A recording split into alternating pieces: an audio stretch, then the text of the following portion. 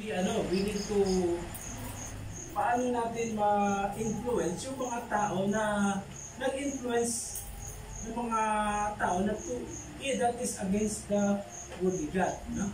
So, there are many talaga, no? Ang daming nag-i-invite sa akin ng mga pagtitingnan mo, ano sila yung mga crypto broker, mga ganun, no? Scammer? Oo. Dami, di ba? So, there are... Ayoko na may i-click yung link nila, baka mahaba. Puro pang payaman na, tsaka may mga trade or... Yes. Trade pang dumamong ka, Hindi, yung kasi yung kasi panghakot, pang-akay sa mga tao ngayon kasi ipapos agad ng matulog na pagyanan. Oo, yun. So, ngayon, so as tayo ngayon, how can we be the influencer? How can we do our part as a Christian to go against the tide? That is to be the salt. So, diretso na ako dito. So, we have to start with ourselves and with our family. Dahil we are the salt of the earth and the light of the world. So, dito po, be an influencer for Christ, be salt and light.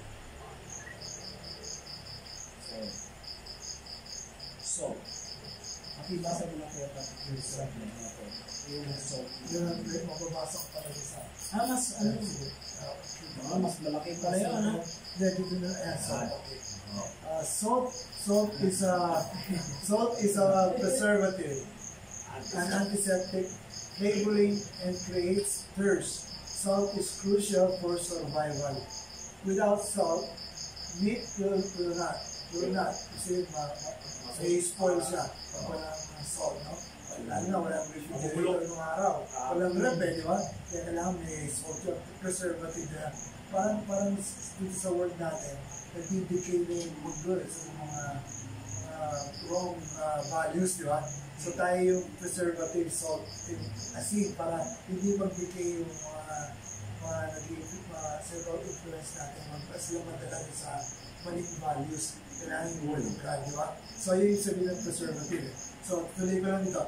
During the time of Jesus, there was no refrigerator yet.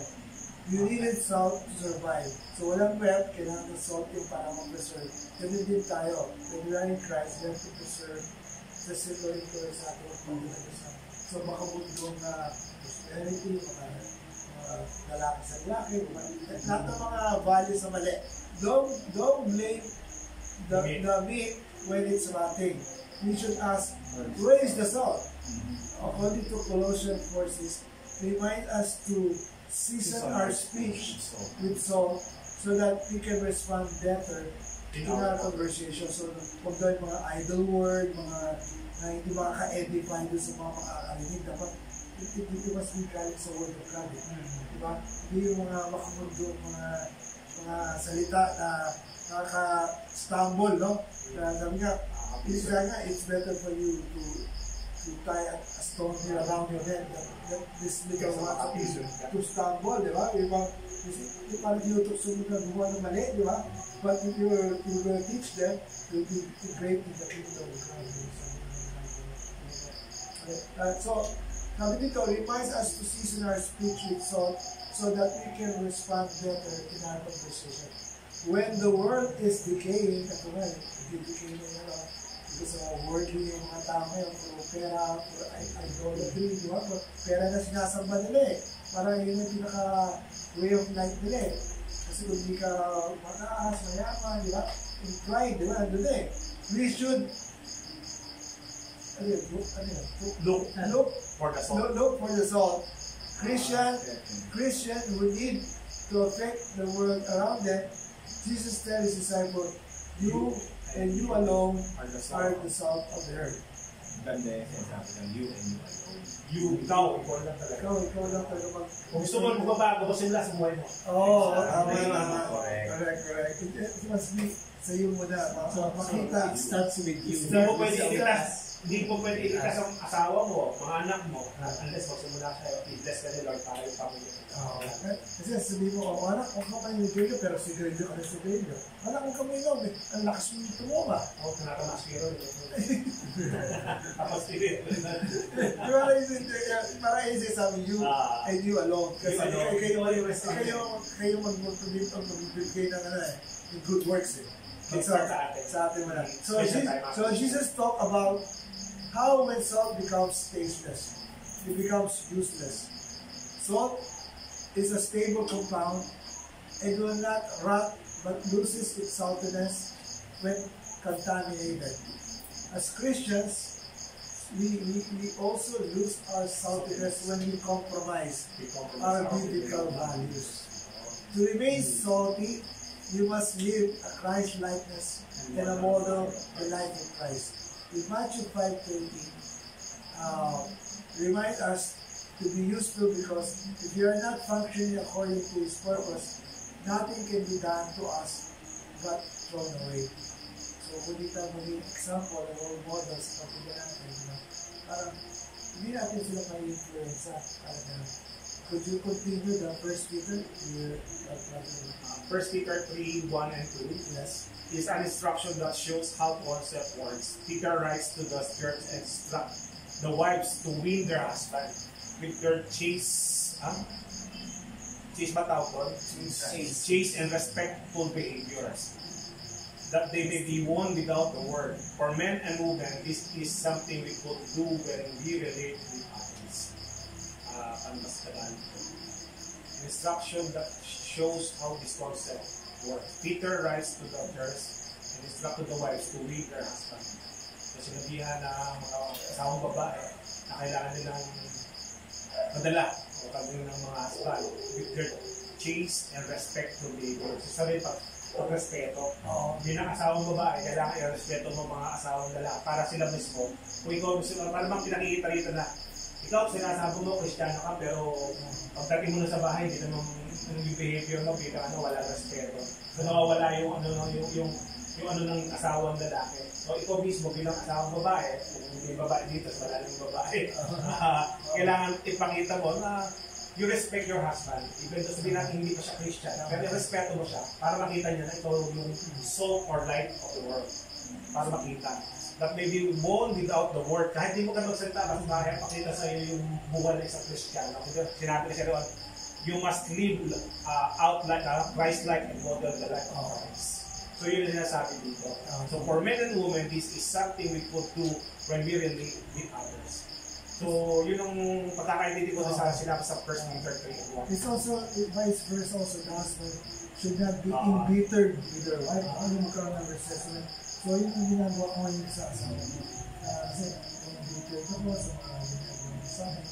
Kasi nagtanong ba sa Bible na it should start with sign niya as I would be considered your wife, not to be resentment and bitter. Kahit hindi siya submissive sa husband, I'm waiting for the Lord to act.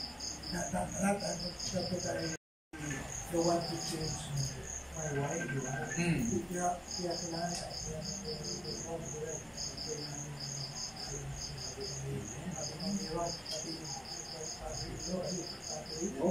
kasama na yun. Kasama yun eh, kasi di ba kasi magkakaalay sila dalawa eh, parang brainwash yung ating asawa ng mga, di ba? Kasi yung material work na ginagawa, napasa na kaya sila. So yun, ayun ang parang vice versa din.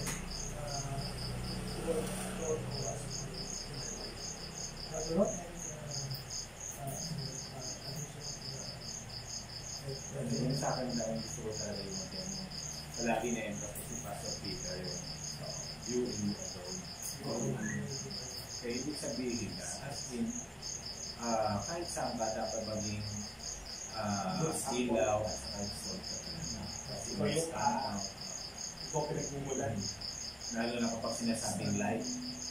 Kapag light, ibig sabihin talagang kitang-kita. You are. Lagi na yung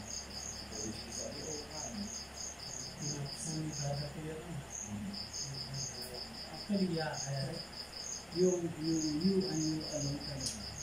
Yun yung palaging ano ko ngayon eh, kasi pag when I'm into the education, nire-remind ko sa hello brother Ruben. Meaning nire-remind ko sa sarili ko. Kasi malimit ako talaga yung pag-drive, yun talaga, yun yung ano ko. Sa highway. Self-control yung Patience. patience. No, medyo talo na ako ba doon? Madali lang yan. Habang napatugtog ka lang ng music na anak ko sa Oo, ayun yan. Pag-break ka muna pag umalis. Si Lord, pero may dadaanan ko, saka yung masasalubong ko, saka yung mga nakasunod sa akin. Dati ganyan din ako eh. Ano, nakamotor kami. Ganyan din ako. Nakamotor o hindi nakamotor. Ano naman ako dyan? I'm always asking, yung fruit of the spirit is, number 1 is yung self-control. Self-control. First Corinthians 13. Of course, love nandun yun, pero As a Galatian. lahat ng dadaanan ko is mainly temptation. So, self-control muna. Kasi, huwag mo na yung i-love mo kasi pag nilalove mo, baka maano. So, self-control ang nandun. Dahil, if you have the self-control, everything will covers everything. Yun talagang, the self-control will be okay. Mag-share muna ako dito. I was reminded on this song and life.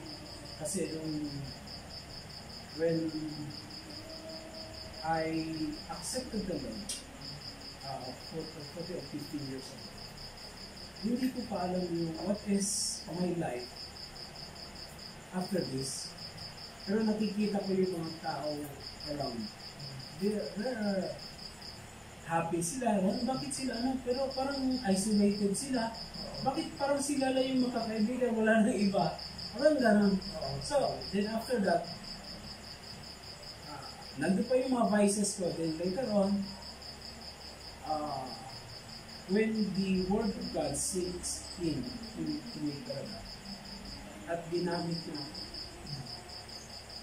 as a salt na ako, then separated na ako, tinanggal na yung mga taong mismo. Yung mga friends me before, hindi mo na siya kaibigan. Kasi hindi ka na you are already associated, you are separated already. Binigyan ka ng parang you are given a wall not to pass through with your previous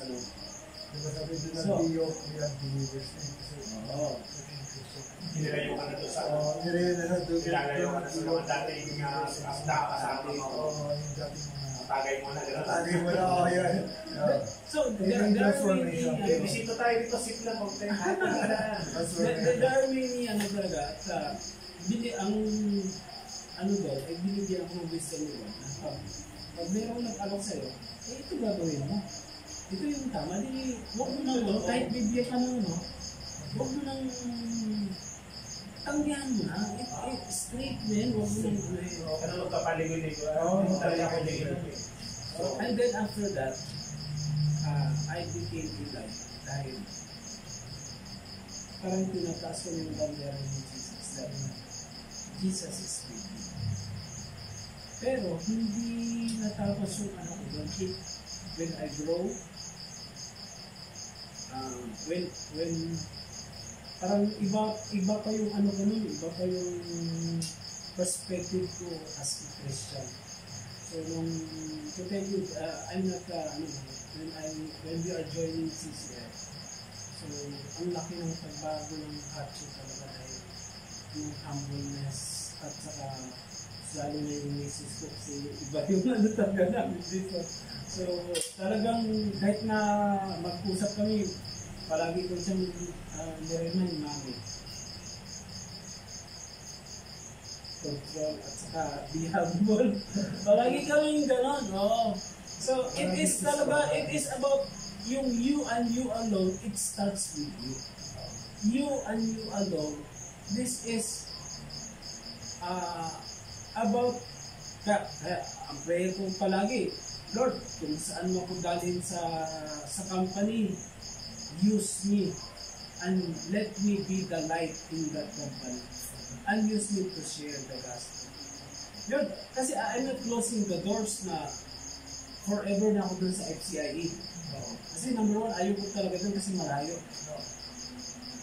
Number one yun kasi Ba't di ka nag-EPSA? galing kasi ako sa EPSA before. Galing ka na nag-EPSA. Then ang galing ka, 10 years, mag-Macy, so... Baka ibalik ako dyan. Totoo lang, kung binata lang ka sa EPSA, not unless you're managerial or Higher position. higher position.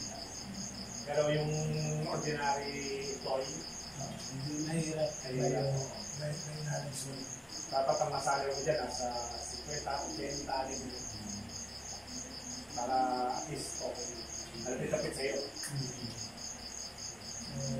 Yun ang mission ko dahil na being alive is sometimes inisip ko yung pressure, no? Pero it is not about the pressure kasi pag nandun ka sa situation,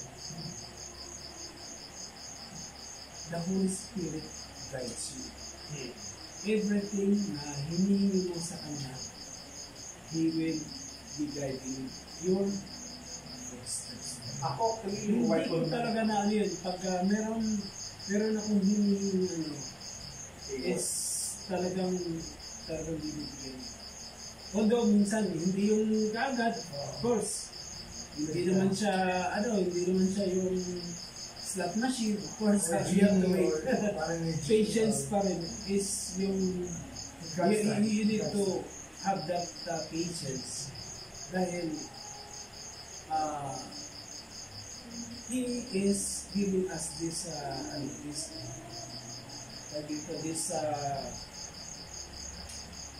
ka-attitude na dapat marunong tayo mag-antay because not all the time na kung gusto mo ng kailangan ay ibibigay. Kasi not all na ibibigay sa'yo ay that is coming from God. Maybe that is coming from the devil. So, of course, nandun pa rin yung we need to be careful. Yun lang, ang heart ko pa rin is to be the salt and light and God use me. Ang ako naman experience ko naman sa target nila ng family. Influencer. Good influencers ko dyan is misis ko. Amy. Yung satisfaction, be thankful pa meron tayo. So, sa tagal namin nagsama ni Wow, hindi siya naging mareklamo pagdating sa sahod. Hindi niya sa salary ko. Hindi siya humingi ng katan sa akin. Pero, nagbibigay naman ako sa akin. Tapos, hindi siya yung kapaghanap. Tapos sabi niya ako, ano meron tayo? Pasalamat natin, meron tayo. Baka wala tayo. Tapos, alam niya, tuloy ito, mag-December. Pag panahon, busy-busy niyan, lista na na lista. Ito, mga review natin ito, mga ganito. Kasi sabi niya, kasi maraming blessing sa atin. Binabalik din natin yung blessing to other people as part of our service. So yung influencer. Tapos yung bilang kasi presyo ng mga parehas kami. So sa akin, encouragement kami sa isa't isa.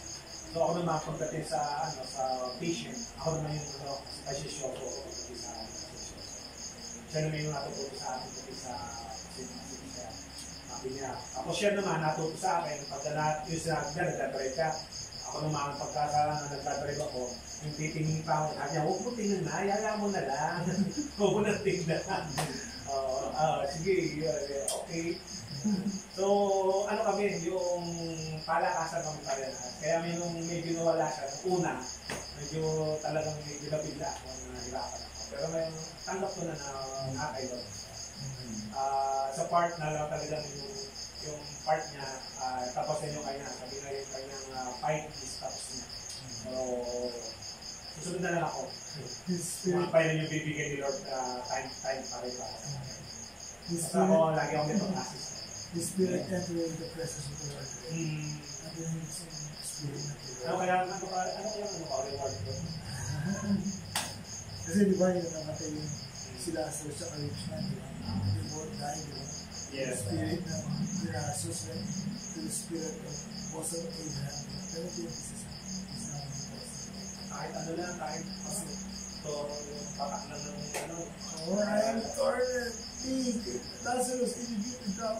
Di ba yun, ayun na lang mangyayari sa mga ating Kristiyano. Marami yung palabas kayo sa movie, even sa Netflix, mga capture, about second coming. Dahil lumalabas kayo, puro gano'n ng mga movies. Sabi ko, ano ba tayo? End of the world ba? Ito na ba yung bumabalik talaga nila? Kasi lahat ng sign yan, actually yung mga pinapalabas nila, even in the Bible, nakikita mo na nangyayari sa panahon natin. Kaya nga hindi ko alam kung kailan eh. Ay nangyari nga yung mga bagyo-bagyo ngayon, extraordinary nangyayari, di ba? Daming flooding na lamang sa iba't ibang countries. Di ba grabe yung nangyayari? Ang nangyayari naman, the church will be taken away, rapture time. Ayun yung sabi ng mga prophecy ng pero before that happened, mag-umpisa yan sa Israel. Kaya, ang nakakatakot daw, Kuya Patrick, alam mo, Kristyano ka na, yun pala, may iiwan ka pa rin. Oo, di ba? Di ba sabi nga, in the night, sabi nga, di ba, not everyone who calls me Lord, Lord. Pero may purpose pa rin. Bakit may naiwan, maaaring may purpose pa rin. Di ba, deny not, prophesy, deny not, di ba? Pero sabi nga, he does not the will of my Father. The will of Father is to believe in the Son Jesus, di ba? Ayun naman, hindi naman yung puro sasabi nga, nagtrabaho ko, nag-reach your name, he who believe in the Son of God, ayun ang will of God eh. And now, sabi ni Jesus, I will raise him up on the last day. That's your faith, no? It produces the fruits. Pero yung will of God, hindi tayo may iwan. Because, alam natin yung will of God, kasi believe in the Son of God eh. So, your certainty of eternal life, di ba? I mean, this book is written to us that you may know that you have eternal life. He that believe in the Son of God, 1 John 5:13, di ba? So, hindi tayo maiiwan eh. I mean, we're certain. You may know, sabi, di ba? Ayun na sa influencer to tomorrow. Influencer to tomorrow. Ako sa, alam mo, magiging light ka doon. ay alala ba ako bukas? Ay alala ba ako bukas? Oo, bro, nag ako mag-social. Oh, next, ano na tayo slide? Ano susunod? Light. Light na. Okay. Jesus tells us that we are the light of the world. Matthew 5:14. When our friends do not understand the gospel, don't get angry at them. The world is in darkness, and the blind do not see. Jesus prayed. I am the light of the world. John 8:12. And those who follow me have the light of life. Since we have the light, we need to function as the light of the world. Those who are persisting, those who are perishing, and those who cannot see are so because the God of this world, Satan, the devil, has blinded the minds of the unbelieving. 2 Corinthians 4:3-4. In this world, we must know the reality of the devil and the reality of truth. And what is the purpose of light? To illuminate, guide, guide and warn against danger, like the lighthouse prevents shipwreck. Kasi kung wala kang ilaw, di ba? Hindi ko yung mga papapagana sa mga bato yan. This too is our responsibility as followers of Christ. We are to shine the light of Christ to others.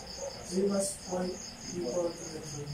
So huwag daw tayo mag-frustrate na pag hindi natin naniwala or parang hinak tayo sa pagka-preach natin ang salita ng Panginoon. Kasi di ba sabi naman ng maliwanag sa Bible, light has come into this world and people love darkness. Diba? Ang verdict, andyan sa mga papalamo eh, ang bahala ka magpanim ka eh. Oo, kasi panim mo. If God will be the one to change their heart, yung Holy Spirit, di ba? Kaya may prayer important sa atin bilang Kristiyano. Pag ikaw yung Kristiyano hindi mapanalangan, hindi ulang. Tama ba, Kuya Ron? Kaya nga bago ko, prayer is a part of that Christian. Bago ko po si Bitacho, ipag-pray ko rin mga Bitacho ng Holy.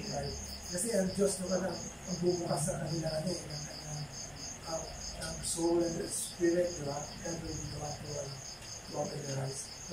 So to shine this light, we must check our behavior. Watch out for grumbling. Grumbling? Nagrereklamo nag-reflect ka parang ganun na ngayon mga Israelites, di ba? Mga grumble, you want to die in this one, and be as light in the world. Behaving as Christian should, Philippians 2:14-15, historically, as Christianity grew, culture has been impacted. Respect for life and children, empowering and elevating women, creation of hospital, caring of the sick, they are transformed by Christians who wanted to shine the light of Christ. Prestigious school like Princeton, Harvard, Cambridge were all started by Christians. Christians were a great example of good working habits, bringing success to the business sector. Arts and music were greatly influenced by Christianity. And Christians led by the movement to abolish slavery. And the slave, di ba kayo, Lincoln yun? Kapag Lincoln, slavery na Sa US. Sa US? Oo. And he would build first. Oo, there is a Christian na most government constitution are based on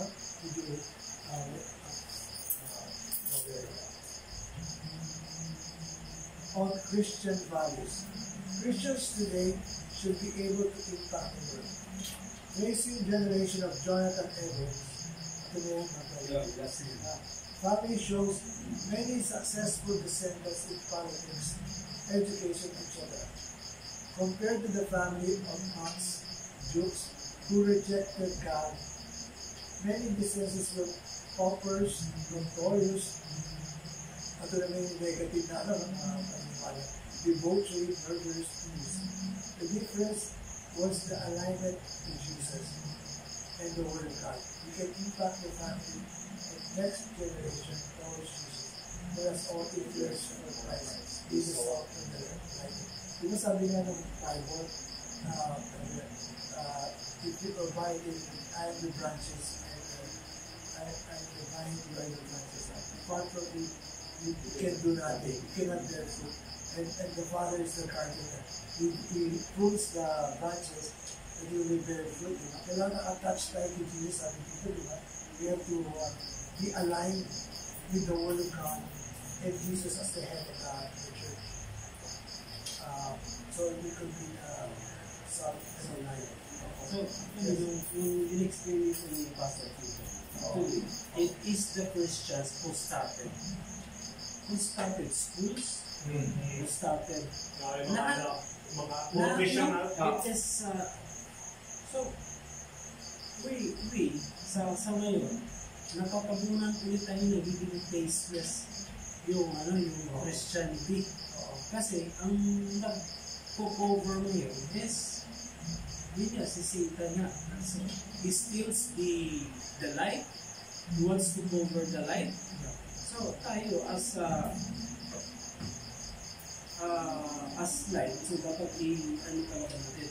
Tayo ang mag-ano sa kanila. Tayo ang magbigay ng liwanag. Hindi sila ang mag-cover sa atin. So, tayo our part, so dapat magiging tayo. Hindi tayo dapat mawala ng saltiness. Yung saltiness. So, dapat we need to, no compromise, dapat we need to move forward. So, we let us, dapat ni-remind din dito that sabi ko sa Peter that you and you alone can start to have this light be sa ano natin yan sa community kasi the darkness is already there. The darkness is nandiyan lang sa paligid. So let us be the light of this world, not the darkness of this world. Kaya nga sabi hindi na pwede hindi na pwede akayin ng bulat ng kapal ng bulat. Kaya dapat ikaw mismo, dapat prepared ka lang ka equipped with the word of God. Kasi kung hindi ka equipped, paano man maaakay yung ikaw mismo wala din. Hindi makapag-aahin kung wala ka sa knowledge about the word of God. Brother Ron, I could add some insights. Which is actually familiar na naman talaga yung scripture sa atin. Which is yung talagang application na kailangan natin buhayin. So, kaya nga sabi nga doon, especially yung sabing salt, you are the salt and light. Pero hindi natin yung mag-guess din, di ba? Kasi during that time, yung asin, ginagamit pang sahot ng tao. Ganun siya ka-importante. Oo. Ganun siya essential commodity. Kasi noong unang panahon, Oo. number one. So kasi sa Roman soldier, yun ang pang-sahot nila. So as in, kailangan talaga. Pero nakakalungkot lang dyan is hindi naman talaga nawawala ang alat ng asin sa totoo lang. Kasi it's really a compound that is very strong. Di ba? Huwag lang sa kayo, Kuya Ron. Kasi ngayon maraming fake na rin na asin. Marami ng fake na machine na asin ngayon. Pero pag matutunaw kasi siya natutunaw. Kaya ang problema kasi dyan, kapag natutunan, talaga hindi nawala. Di ba? Because if you not apply it on the meat, ayun talagang dami. Pero kapag i-apply mo sa iba at tapon lang dyan, wala ka rin ito. Di ba? Ang nangyayari, minsan nga sa Kristiyano, hindi mo wala, Kristiyano pa pala. Kasi walang pagkakaiba Di ba? Walang pagkakaiba. Halos talaga nandun din sa pag-iinom, kasama, as mo ano ang trip ng barkada, nandoon. Kristiyano pa pala. Uy, buwate ka pala sa CCM. Hindi ko alam parang wala katotohanan. Hindi ko makita. Kaya nga sa atin is to make that salt really effective sa people. Effective ba? Kahit hindi ka na magsalita makikita nila na you're different. Actions speak louder than words. So, yun. Pero, ito nga, na-mention na kayo kanina ni Kuya Reddy. Actually, ang mga Kristiyano lang talaga ang not preserved ng society.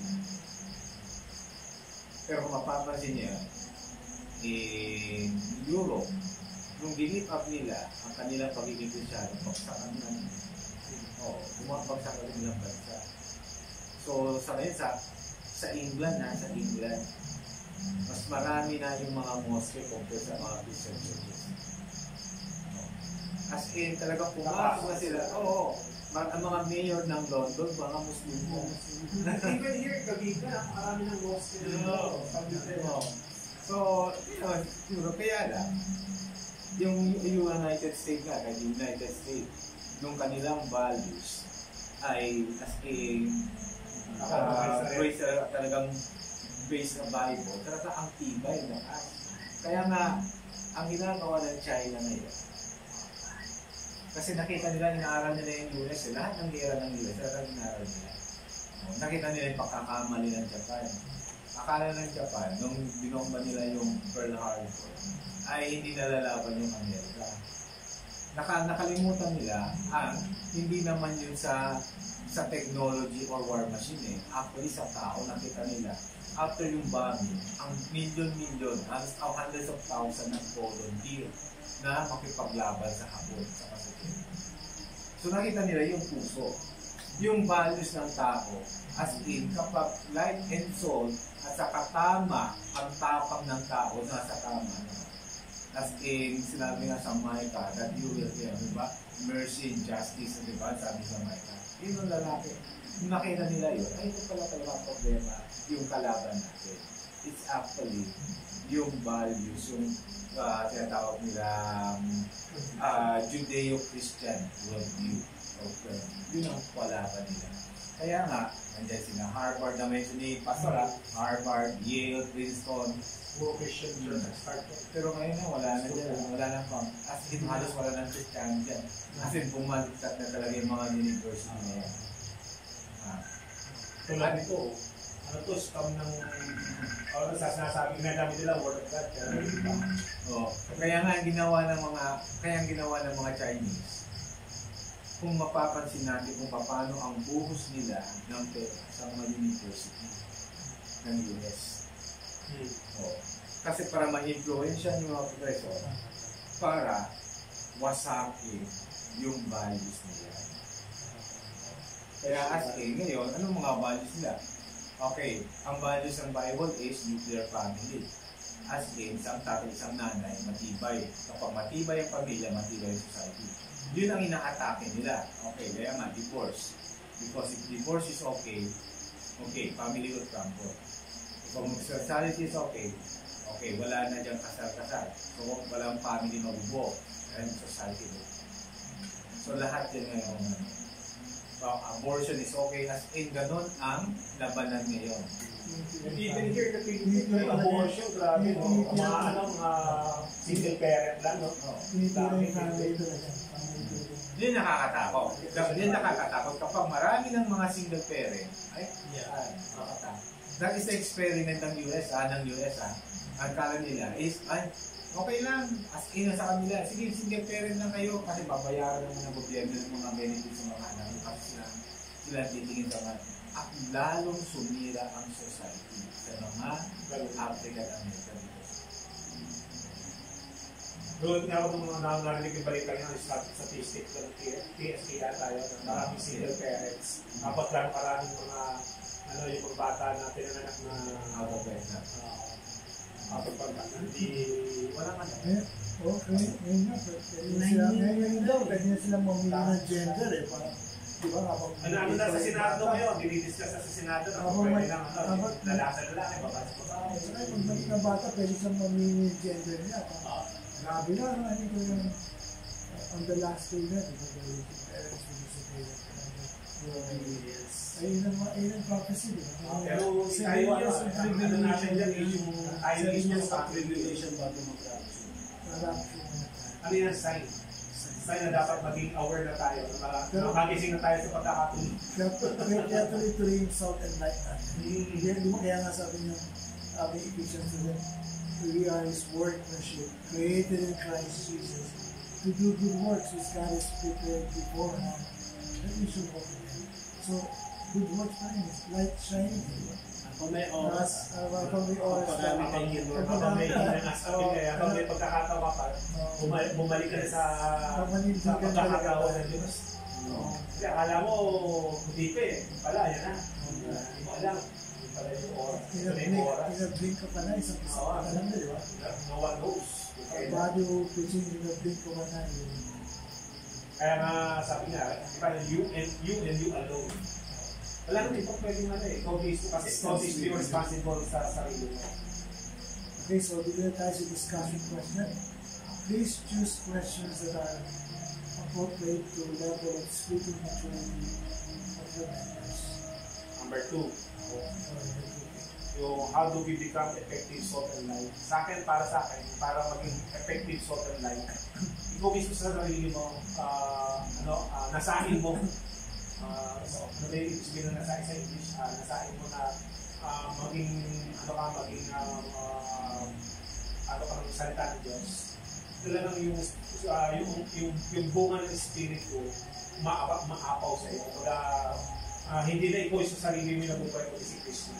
Kasi yung kapag ang Spirit ng Diyos ang tumikilos sa iyo, definitely, lahat ng kahit mahirap yan, nagagawa mo yan kasi ang Espiritu na ang tuturo sa iyo ang nagagawa.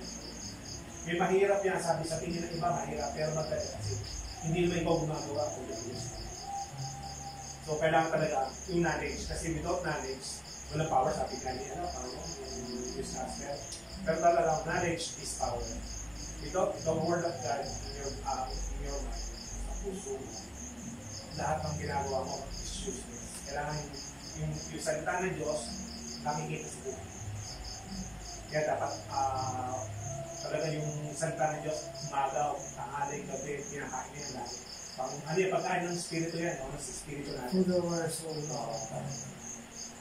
Yun ang para maging effective tayo salt and light. Kasi hindi ka even to your family, hindi mo sila makakapag-promise sa sarili mo. Hindi nila nakikita na iba ka sa kanila. Dahil meron kang sinusundan na tama kaysa kung sa sinusundan nila. Yan po. Number one, how do we do something?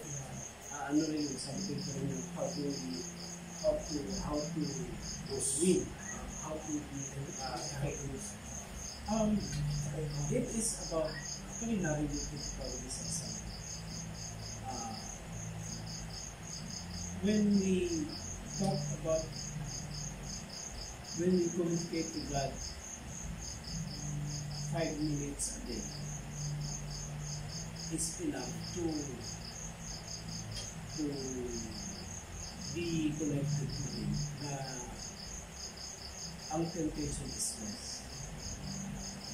Tapos meron din yung version na pag if you spend 20 minutes communicating to God, this is to parang you are parang pinihigpitan mo kayong ano mo, yung band mo kay God. More than 20 minutes and 2 hours above. Parang this is talagang you are really enjoying the Christ likeness. So, medyo mahirap kung totoo yung gano'n. So, just ano lang po yun, parang just there's perspective nila.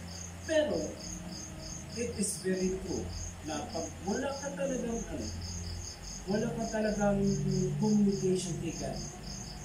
For example, how many days? Naranasan ko yun eh. Yung pandemic na walang actually there are days din kasi pandemic grabe din yung pero there are days na nagiging ako na parang very dry. So doon ko naramdaman yung pag dry ka, iba talagang papasok din sa'yo. When the dryness, wala ka ng saltiness sa buhay mo, that's Satan will come. Yung John 10:10, he will steal everything na kung kailan siya pwede humatang sa'yo. Pag when we are lonely kasi, minsan, dyan ka makagawa ng mga, you'll be thinking of many things that is not aligned to God's will. Tapos how to we become is this is to spend every day talking to God to become effective. So tapos to be the light is to be talagang ang pinapakita ko dito manifested by actions. Hindi lang siya manifested by yung by the word na nagsasabi ka lang ba to actions. Kasi for example, dito sa company namin, pag may narinig kung parang pag namumura ka dito, lumagano na ako. Tapos may nagre-remind, God, it is true na kayo. Sabi ko, hindi ako hindi kasi magamang kayo. It is, sabi ko, it is, isang reason niya ba't ako balik sa manufacturing? Isang reason, yung mga nagmurahan sa loob ng manufacturing, yung mura-mura, di ba matagalan? Kasi Christian na ka, hirap eh. Tapos yung even yung mga tao mo, medyo makukulit. Nandun talaga nag-aaway. Pag nakatalikot ka, minumura ka. Pero iba pa rin talaga kapag talagang ilalayo ko ng Lord sa mga ganyang pagsubok. Pag nakatuto ka talaga sa akin. Nilayo niya ako sa ganang, pinandag niya ako sa manufacturing. Nilayo niya ako sa outdoor. Wala lahat yun. Hindi ko na na-experience yung mga mura-mura. Nakakarinig ko pero hindi sa akin. Sa ibang tao, minumura sila. Pero ako yung laki yun. Eh dati, sa manufacturing, minumura ako ng boss ko, minumura ako ng kasama ko, minumura ako ng mga tao. Kami pagkakamali. Minsan kahit wala kang pagkakamali eh. Ginagawa ka ng butas para ikaw yung masisi. Kasi nang dahil sa nature ng manufacturing. Kaya, ayoko na sa manufacturing. Pero kung mahina ka talaga, at ito medyo talaga hindi ka talaga. Ako, sabi ko, ang solusyon lang dyan is iwasan mo. Kasi meron naman mag-pwede ko tahan. Malis ako. Meron ako pwede ko tahan. Sa kanila ba ko doon dati sa manufacturing, yung health hazard na labor nila. Kasi lagi ako nagkakasakit ayaw nila ako imbita ng department Ay, kung naman namatay ako, kaya ako napapalipat temporary. Meron akong mga medical support. Ayaw talaga. Nagpa-safety officer kayo? Ano, punta ako sa labor. Nagpa-labor ako, nabayaran yung labor sa EPSA.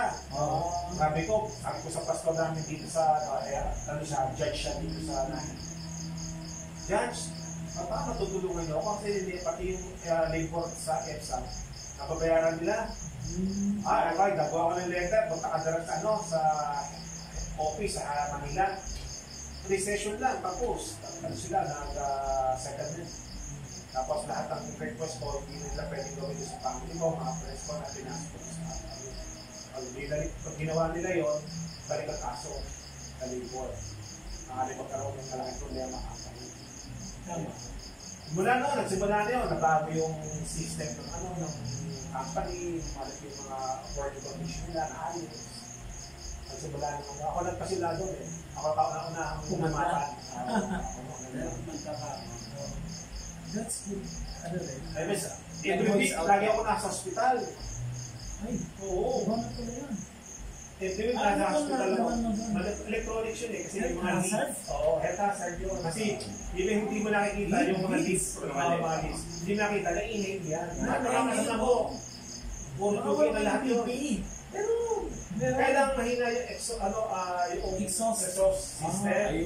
Kaya sabi ko, hindi nyo na ma-maintain yung exhaust system, tapos maliit.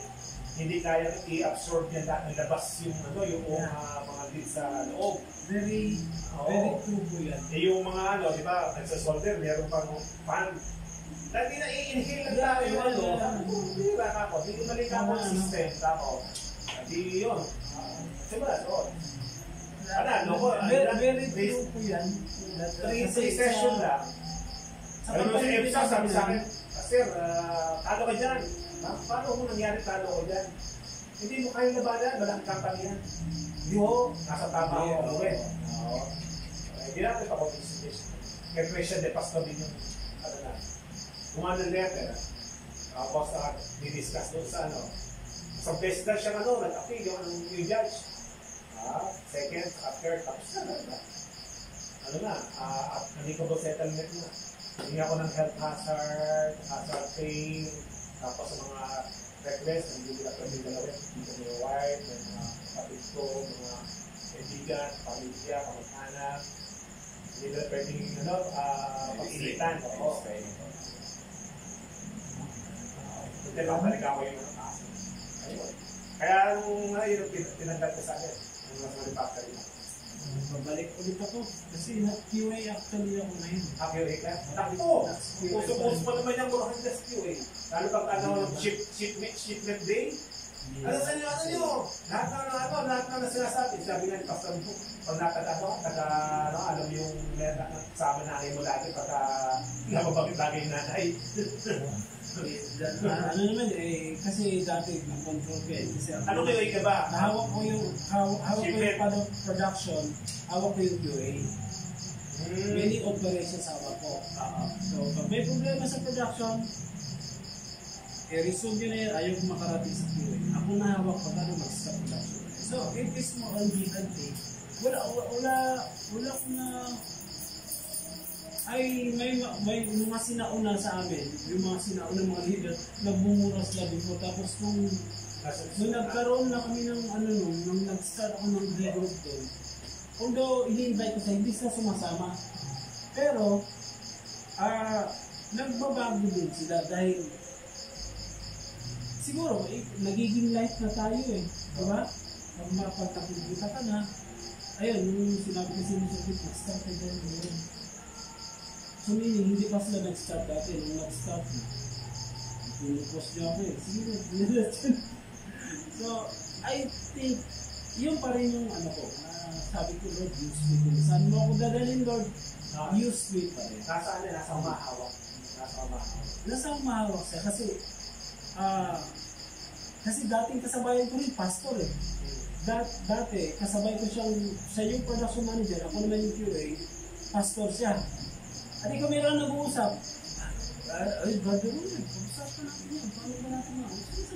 Pag-usapan mo ito, brother Ruel ha? Ano yun? Ay, di ko pwede, production niya nakapasok lang. Production. Para naman tayo mga... Ano si naman ng ship niya po? Baka mamumura ako ni Magic. Ano yun? Wala kami. Wala compromise.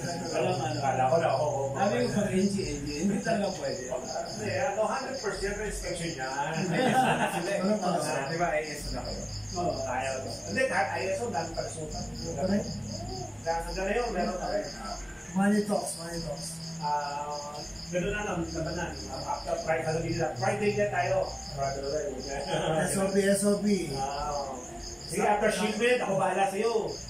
Ganito ang labanan sa manufacturing. Sa akin naman, if I self-check, since I've been an instructor for our agency, we have about 7,000 clergy and officers na kasi malaking agency natin. Typical agency natin. So, thank the Lord, He gave me a responsibility to be the instructor. So, I have a 4 hours time allotted to me to be able to share the gospel. Kasi kailangan mo na ilang malimang tayo before they could be the salt in the light of their community. Hindi tayo kanilang ano. So, tas ituro ko yung mga values na after they are ready to receive Christ. Lalagyan namin sa cycle and teach them mga values like in James, the Bible must be quick to hear, slow to speak, slow to anger. Mga values na in-dealing nila ang customer. So, I shared it the word of God, the Bible, sa mga word of God, so that they will be the sound of the light that should be their own model in practicing, enforcing the rules of major to maintain peace in the world. So yun ang nagiging role ko as a instructor. And then, how can we lose our saltiness? Pag hindi ko na nagbabasa ng bibigyan. So, ang ganda ngayon dito, pwede ka na mag-audio file, habang audio file na rin. Papakinggan mo lang. Ako kapatuloy mo yun yung Bible. Kaya nga, pwede ba yung brother i-read to the Bible ko, kasi bilis pag nag-audio Bible habang mo, natatangay ka agad kasi kung nagbabasa ako sa nakakatulog ako. Audio Bible, gising ako nakasundan ko pa yung nasasagad na pa ng boses mo yung sasalita. So parang na-enrich ako, ay paulit-ulit kahit paulit-ulit ko yung nare-retain sa ano ko, sa akin. Okay yun. Ako gano'n din kasi medyo kailangan ako mag-absorb. Ka na letter life siya. Tapos lalabas siya, tapos umpisa John, it is the beginning was the word, and the word is may disadvantage yan. Ako na experience ko rin. Kaya tama pag sinusundan mo siya. Pag nakikinig lang, minsan na-miss out mo yung words. Ako pala sinusundan. Tama yun susundan siya. Tama yun. Tsaka ang laki ng letter, like white yung screen, kaya sinusundan ko. Kaya sabi ko, okay po Bible. Kung kato kayo ng verse, appear na, tapos pipipipin yung audio Bible. Tapos kung sumumpisa sa umpisa, natapos yung dyan, kaya pag nag-repeat ako, nagsisik sa circular, the Lord's will be the one to receive all this word in my hand, and so that I can teach it. Na-enrich ako. So, in one way of my study the word of God and share it. Ngayon, nagiging exalted the night ako sa pamilya ng aking asawa. Hindi ko nag-gospel pa ako pag-ilo ko, magkasampahay nila, kapatid niya, nakasulat yung gospel sa kanila. So, I pray that we will really receive Christ as Lord and Savior. Mag-receive by the Holy Spirit, will convert them. Kaya patuloy ako pumunta doon kasi i-reach out ko sila. By deeds, by being the light, this of the earth. So, pag-pray mo. Galero, ikaw naman, Galero. Ang dahil mga sinasabi na. Okay, sa akin naman sa course number 2, kasi connected naman talaga din siya sa number 3. Halos yun na din.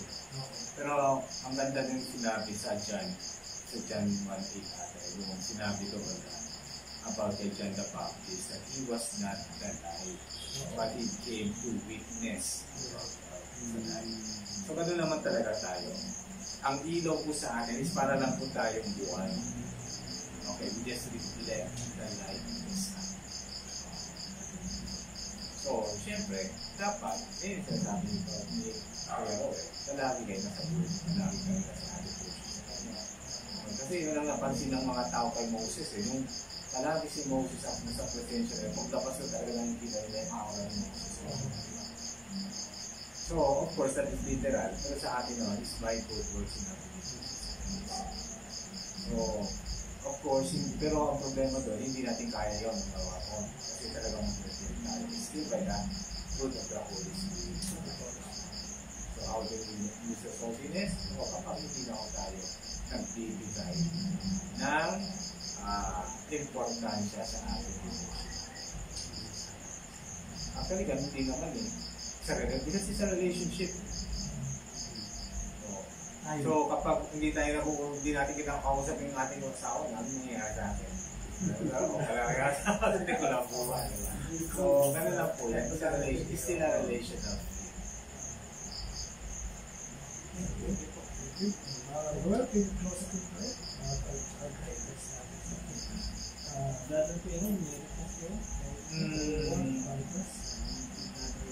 Yung aking anak, kasi actually kahapon, dinala ko sa clinic. Yung youngest. Kasi nagre-reklamo ng sakit ang likod.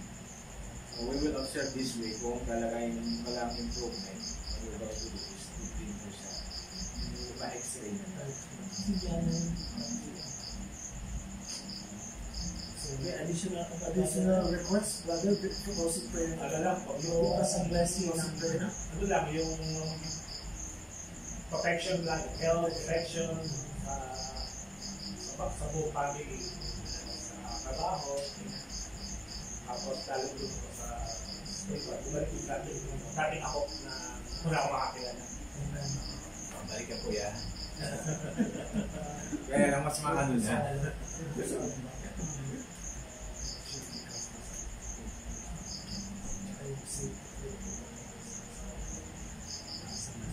Laki ng CR nyo. Malaki ba? Sa akin na ako.